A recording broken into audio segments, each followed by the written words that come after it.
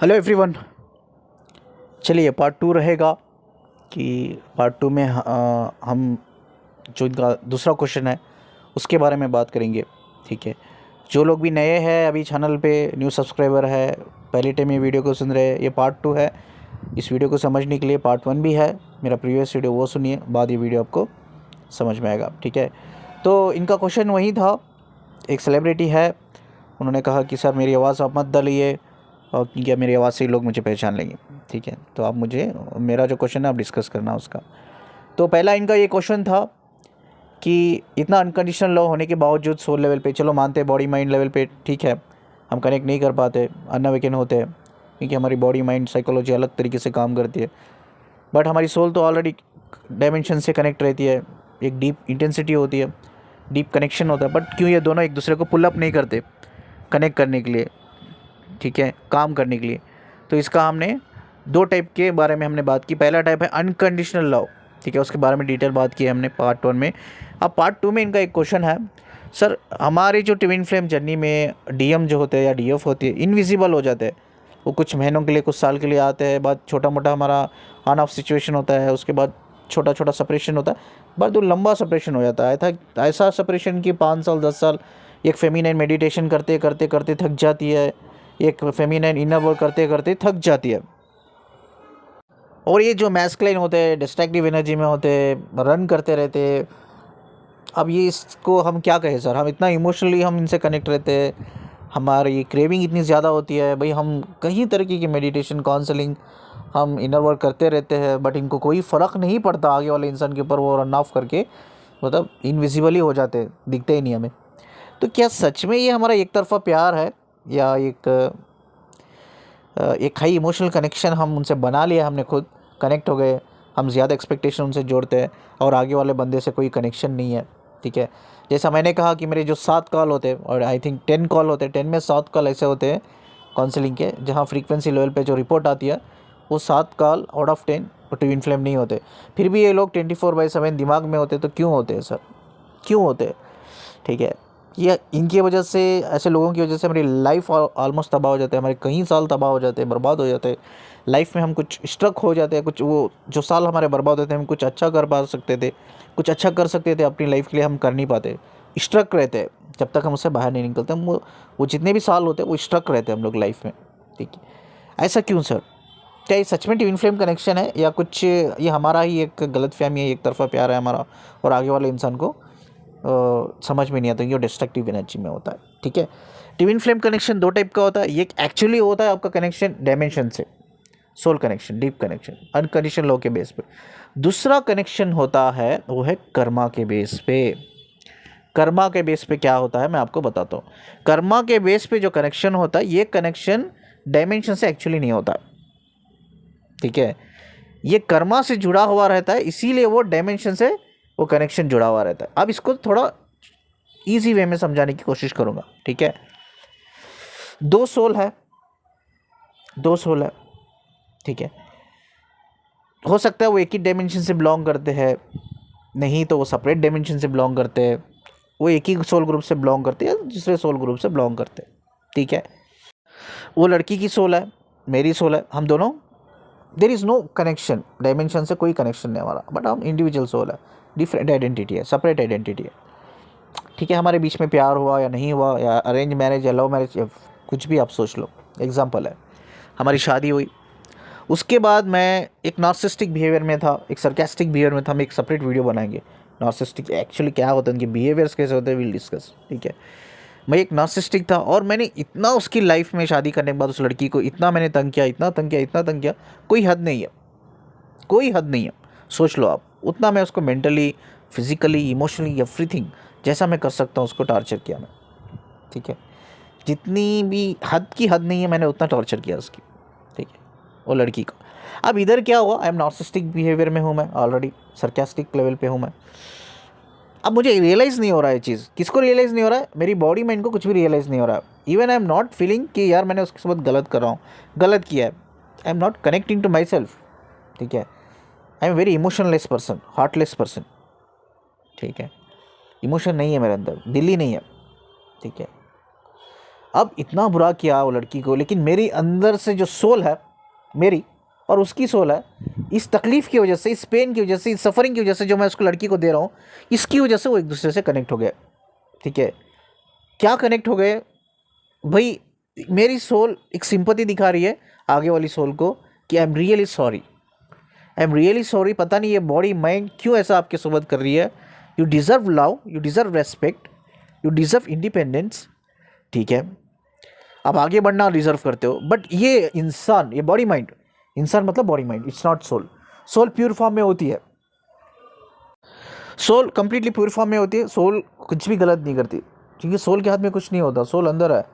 Soul चिल्ला चिल्ला कि मुझे कह रही है भाई तू गलत कर रहा है, बट मैं एक सरकास्टिक बिहेवियर में हूँ, मैं एक नार्सिसिस्टिक लेवल पे हूँ, मैं ईगो पे हूँ, कंप्लीट ईगो, बहुत ईगो है मेरे अंदर। ठीक है, और मैं समझ नहीं पा रहा हूँ, मैं सुन ही नहीं पा रहा हूँ अपनी अंतरात्मा की आवाज़। जो लोग ईगोइस्टिक होते हैं ना, जिनका ईगो ज़्यादा होता है, वो सुन नहीं पाते, वो चिल्ला चिल्ला की सोल कहती है गलत कर रहा है। जब भी हम एक गलत काम करने जाते हैं ना, आपकी सोल अंदर से आपको बोलती है, आप उस आवाज़, अंतरात्मा की आवाज़ को समझ नहीं पाते, सुन नहीं पाते। क्यों? आपका ईगो उतना ज़्यादा होता है, आपके अंदर जो एविल डेविल होता है उसका असर बहुत ज़्यादा होता है उस टाइम पे, वो आपकी बॉडी माइंड के कब्जे में रखता है उसके, आपकी बॉडी माइंड को। इसीलिए अपनी अंतरात्मा की वो डिवाइन आवाज़ को आप वो चिल्ला चिल्ला के बोलते सुन नहीं पाते हो। आप मेरी सोल मुझे चिल्ला चिल्ला के बोल रही है तो गलत कर रहा है, तो गलत कर रहा है, still I am doing it. सारी लाइफ गुजर गई, वो लड़की भी मतलब मर गई, ख़त्म होगी मेरा टॉर्चर सहा सहा के।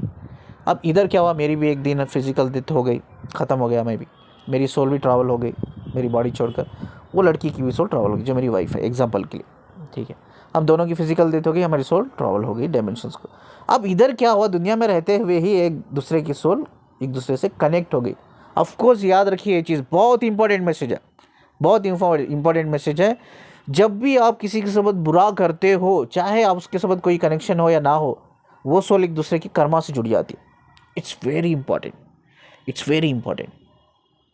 ठीक है, कर्मा से जुड़ जाती है। आप body level, mind level, intention level पे गलत करते हो, बट आपकी सोल एक दूसरे से जुड़ जाती है वो कर्मा की वजह से, वो गलत चीज़ों की वजह से। प्यार नहीं होता सोल के बीच में, एक सिंपैथी होती है, एक एहसास होता है कि ये गलत हुआ है आपके साथ, आई एम विथ यू।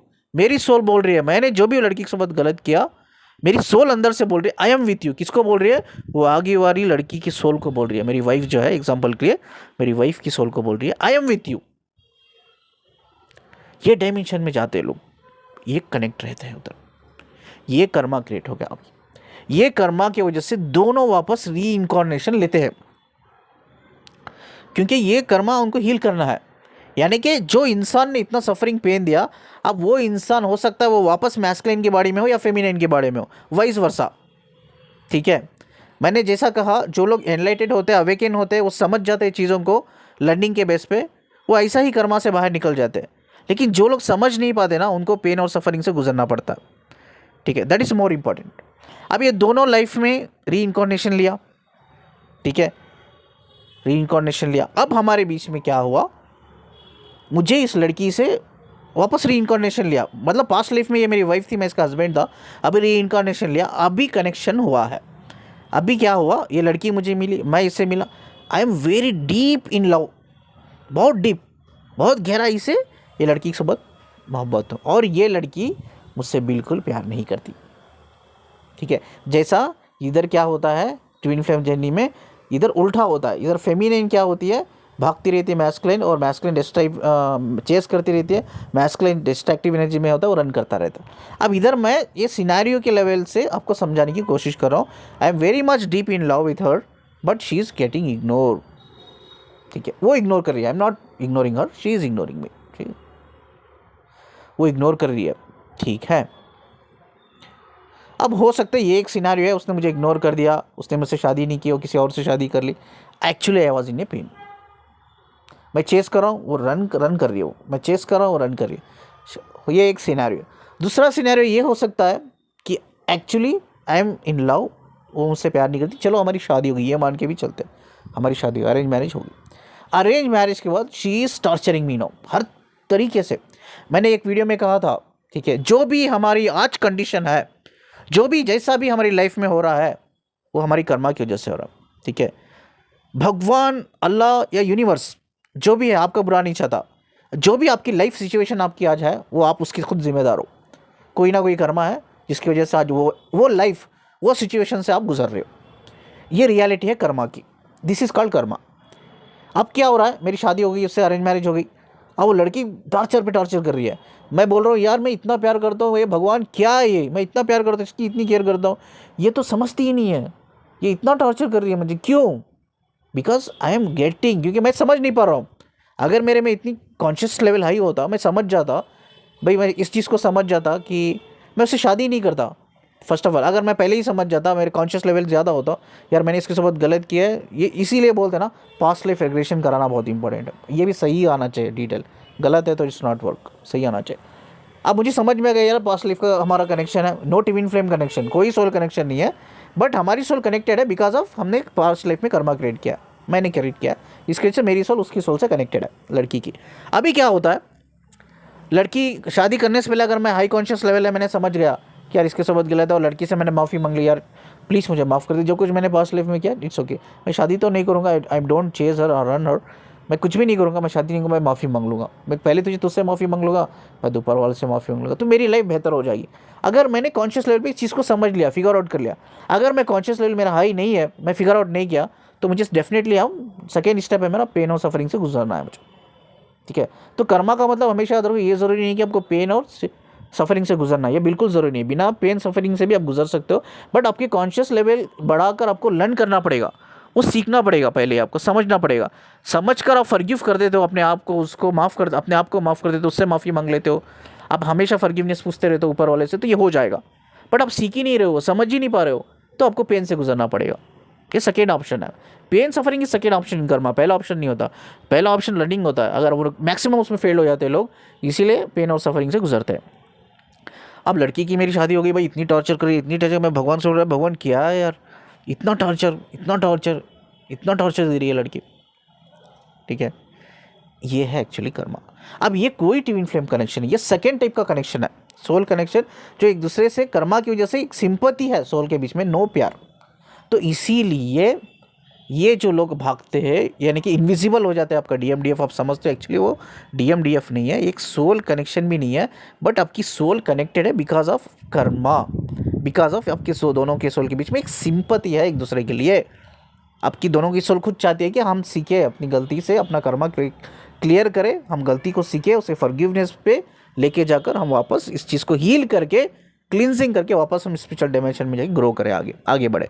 क्योंकि कर्मा जो होता है स्ट्रक कर देता है आपको स्पिरिचुअल डायमेंशन में, मूव ऑन करने में आपको आगे नहीं है, ग्रो करने में आगे नहीं बढ़ पाते, आप मूव ऑन करने में आगे बढ़ नहीं पाते, अब स्ट्रक होकर रहते हो। वो स्ट्रक साइकिल से निकलने के लिए आप कर्मा की वजह से आप वापस लेते हो। ये कोई ट्विन फ्लेम कनेक्शन नहीं है, ये सिर्फ एक दूसरे दो सोल के बीच में एक सिंपैथिक कनेक्शन है। इसीलिए वो मैस्कुलिन जो होते हैं ना, वो इनविजिबल हो जाते हैं, वो आपका कर्मा होता है, आपको ये जानना पड़ता है, ठीक है। आई होप कि अंडरस्टैंड कि ये कनेक्शन नहीं होता, ये कर्मा के बेस पे होता है, वो सिंपैथी होती है दोनों सोल में, इसलिए यू फील कनेक्टेड बिकॉज ये पास्ट लाइफ से ही आप जुड़ के रहते हो, it's not dimension, past life से आप जुड़ के रहते हो, इसीलिए आप कनेक्ट होते हैं इस दुनिया में, वो कर्मा को सीखने के लिए, हील करने के लिए, उसको रियलाइज़ करने के लिए आपने जो गलती किया पास्ट में, समझ रहे हो ना। This is the connection. ये किस बेस पे हम पता कर सकते हैं भाई, ये फ्रीक्वेंसी के बेस पे ही पता कर सकते हैं। फ्रीक्वेंसी एक ही भाषा है भाई, अब कहीं सारे यूट्यूब चैनल है, आपको आपकी स्टोरी सुनकर, वो भी क्या, वो आधे घंटे का कॉल होता है, 15 मिनट इस स्टोरी सुनते हैं। आप यकीन नहीं मानोगे, कल मैंने काउंसलिंग कॉल ली, 3.5 घंटे का कॉल था वो, 3.5 घंटे का कॉल, क्या यकीन मानोगे? ये लोग कॉल लेते हैं आधे घंटे का कॉल, उसमें आपको मुश्किल से 10-15 मिनट बोलने के लिए देते हैं। आप 10-15 मिनट में वो आपको क्या बोल देते हैं, yes you are in a twin flame chain. How it's possible यार? कोई भी 10-15 मिनट में बोल सकता है कि आपकी पास्ट लाइफ क्या है, आपकी जर्नी क्या है, आपकी सोल फ्रीक्वेंसी क्या है, इंटेंसिटी क्या है, इतना पॉसिबल है क्या? मैं जो काउंसलिंग लेता हूँ, मैं एक दिन लेता हूँ, मैं मुझे दूसरे दिन मेडिटेशन करके बाद मुझे उनको कॉल लेना पड़ता है। कोई भी बंदा या बंदी आपको 10-15 मिनट्स में आपको बोल रहा है you are in a twin flame journey, किस बेस पे बोल रहा है पूछो, डोंट वेस्ट योर मनी। किस बेस पे बोल रहा है ना, बोल रही ना, पूछो उनको, क्या इतना पॉसिबल है क्या, इतना आसान है क्या ये सब बताने का? लोगों, ये जो यूट्यूब में आप कोई काउंसलिंग लेते हैं, ये एनर्जी अपडेट देते हैं आपको, they are putting you literally, वो आपको वेटिंग मिसिंग एनर्जी में डाल रहे, वो लोग भेज रहे हैं आपको कि ये होप दिलाते हैं आपका डीएम आपके बारे में सोच रहा है, आपका डीएम आने वाला है, आपके डीएम के और थर्ड पार्टी के बीच में झगड़ा चल रहा है, वो जल्दी डिस्कनेक्ट होने वाला है, डिवोर्स होने वाला। ये कहीं सारी नॉनसेंस अपडेट देते हैं आपको। इससे क्या होता है, आपकी एक होप बढ़ती है अंदर, yes my DM is coming, और आप उसको वेटिंग मिसिंग एनर्जी में आपको डाल देते हैं। आप कहीं तरह के फालतू के मेडिटेशन इनर वर्क करते, इट डज़ नॉट वर्क। अगर वो बंदा आपका डीएम भी है, रियल डीएम है, अगर वो लो फ्रीक्वेंसी में है तो वो कभी डिस्कनेक्ट नहीं कर पाएगा ये 3D वर्ल्ड से। अंडरस्टैंड, इस 3D वर्ल्ड में एक बॉडी माइंड में रहकर यूनियन, परमानेंट यूनियन होने का एक ही कंडीशन है, मेरे प्रीवियस वीडियो में भी बताया था, वो है, आपको याद होगा क्या बताया था मैंने बताया था, वो है एनलाइटमेंट। वो एक ही चीज़ है, अगर दोनों आप एनलाइटेड होते हो देन ओनली पॉसिबल, दुनिया की कोई ताकत रोक नहीं सकती आपको यूनियन में। ये लिख के रख लो आप, मैं सिग्नेचर करने के लिए तैयार हूँ, इतना मैं श्योर हूँ। ठीक है, ये मेरी मेहनत है 18 साल की, जितना मैंने स्टडी किया है फ्रीक्वेंसी के ऊपर, एनर्जीज के ऊपर, इतना मैं चैलेंजिंग कर सकता हूँ किसी को भी। पॉसिबल नहीं है, कोई भी लो फ्रीक्वेंसी है, फेमिनिन हो या मैस्कुलिन हो, लो फ्रीक्वेंसी में है तो they are very much attracted to the 3D world, they cannot be get awaken, enlightened नहीं होंगे। तो इसलिए अच्छा है माइंड और बॉडी के पीछे भागना, मूव ऑन करो, move on towards growth, move on towards spiritual awakening and enlightenment. क्योंकि आप जैसे सोल की ज़रूरत है स्पिरिचुअल प्लैनेट को, कई सारे वुंडेड सोल है उधर, आपको एक मास्टर बनना है, इधर से ही जाना है, उनको हील करना। ठीक है, चलिए खूबसूरत बात को बोल के मैं एंड करता हूँ। और एक चीज़ है, और एक बहुत इंपॉर्टेंट चीज़ है, तो मैं आपको बता दूँ, एक साइकोलॉजिकल फैक्ट है और कुछ नहीं है, नॉट स्पिरिचुअल। आप बोल सकते हो सर चलो एक सिंपैथेटिक कनेक्शन है, फिर भी इतना डीप क्यों हमें 24/7 ये इंसान हमें याद रहता है। मैं आपको बता दूँ, एक साइकोलॉजिकल फैक्ट है, किसी भी इंसान के बारे में या हम सोचते या उसके थॉट्स आते हैं, लगभग एक प्रोसेस होता है, ये प्रोसेस होते हैं थॉट्स माइंड में 4 या 5 दिन के लिए कंटिन्यूसली 24/7 कंटिन्यूसली, एक वीक के लिए या 21 डेज के लिए एटलीस्ट, ये आप उसके बारे में सोचते हो या थॉट्स आते रहते हैं। ये क्या होता है, प्रोग्रामिंग होती रहती है। ठीक है, आप सोचो 21 डेज तक प्रोग्रामिंग हुई माइंड की, यानी कि आप सोचते रहे या आप नेचुरली थॉट्स आते रहे, प्रोग्रामिंग होती रही उस बंदे को लेकर, बंदे के थॉट्स को लेकर। जब 21st तो हो गया, 22nd डे में आपको प्रोग्रामिंग करने की ज़रूरत, आपके माइंड को, ब्रेन को प्रोग्रामिंग करने की ज़रूरत नहीं है, वो नेचुरली आपको थॉट्स आने लगता है। समझ में आ रहा है ना, ये साइकोलॉजी है माइंड की। क्या है, साइकोलॉजी। जब आपका माइंड आपके थॉट्स को प्रोग्राम कर देता है, वो प्रोग्रामिंग कंप्लीट हो जाती है ना, वो इंसान की थॉट्स नेचुरली आने लगती है आपको नेक्स्ट डे, आपको सोचने की भी ज़रूरत नहीं।